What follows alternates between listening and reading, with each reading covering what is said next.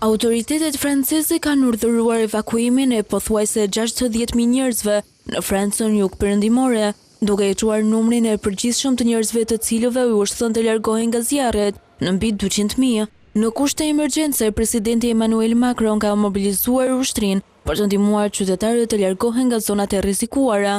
Të paktën 4 qytete u evakuuan plotësisht, të cilat së bashku kanë një popullsi prej 58.400 banorësh.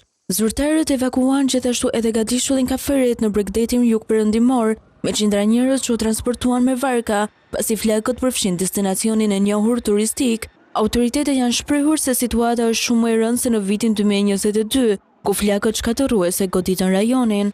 Nuk kemi parë kurrë një zjarr konvektiv të kësaj shkalle, tha ministri i brendshëm i Francës. Ai shtoi se flakët ishin të pabindura dhe po ndryshonin drejtim drejt lindjes.